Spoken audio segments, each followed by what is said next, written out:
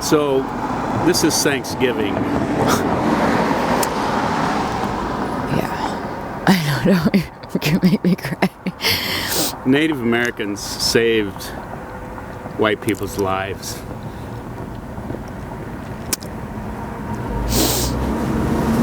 How's this day? How do you feel on this day? Can you put that into words?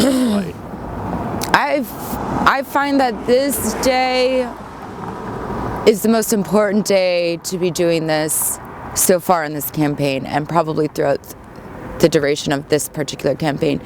There's no other day more appropriate to address these issues and more appropriate to not eat and to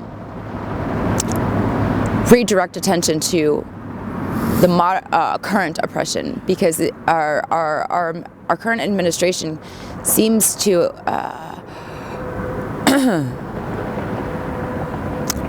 refer to indigenous people's oppression as if it was past tense. And it most certainly was an atrocity, and it continues. And so we aspire to bring further attention to that. How long have you been here now? So we're beginning our 4th day in front of the Iowa Utilities Board. 4th day of fasting, 4th day of liquid-only diets. So I've been drinking herbal teas and electrolytes and about a glass of almond milk a day for some calories. My aspiration kind of is to wing myself slowly into a water-only fast. And so I think next week I will do herbal tea and water only. And then by the 3rd week, it will be a water only. So many of us around the country and here in Iowa have been fighting against this pipeline on so many levels, and using all forms of self-sacrifice that we have, all the tools in our toolbox. And I've been involved in long-term civil disobedience campaigns done on the Mississippi. I've been up and seen the atrocities at Standing Rock twice now, faced tear gas and alliance with indigenous peoples who are fighting just to protect their land and their water, and our land and our water. They're doing it for us as well, and can only return the favor by fighting on a local level in my own city, my own backyard, and telling the Iowa Utilities Board to do their job and serve the people of Iowa properly, and demanding that they revoke the permits that were granted to Dakota Access, in my opinion, illegally from the beginning. There are the continual violations of these permits, and we're asking them to IUB to revoke them immediately.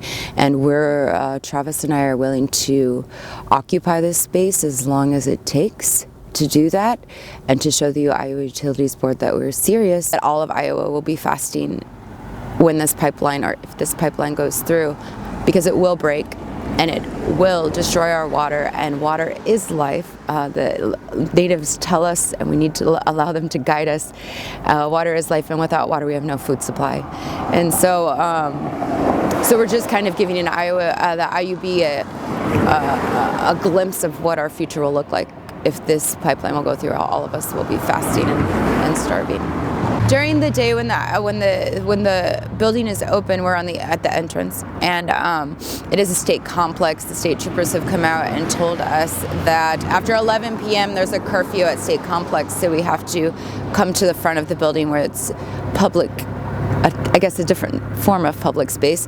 Travis and I are not looking to make this an arrestable action, although we do support all forms of nonviolent civil disobedience everywhere, and this is just complementary to those campaigns that are currently running.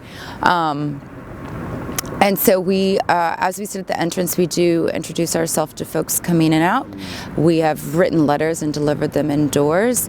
Yesterday we requested a meeting with Jerry Hoosier, the chairwoman of the board, and we'll see if anything comes from that. We hope to sit down and speak with her. They do know that we are here. I think they're growing more and more uncomfortable with our presence as days go by, and as they learn how serious we are about this issue. Our intention is to sway them into reconsidering what the decisions they've made and revoking those permits immediately. You know what's going on at Standing Rock? I was up there a couple of weeks ago, so I know some firsthand stuff of continued oppression, violence upon the indigenous peoples there and their allies, and we have seen horrific photos, and we have heard that just 2 days ago over 300 people were injured and had to be hospitalized. We are aware that a woman's arm has been amputated. We are very saddened, and one of the primary reasons we are here is to show that we are standing with Standing Rock in spirit, and that we take very seriously what's happening to the people up there. So we will be going to Terry Branstad's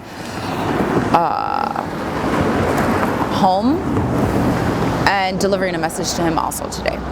And then this evening we will return to the IUB Utilities Board and continue our presence here. We think that today is a very powerful day to get that message out and deliver it to all of our state officials who are really involved in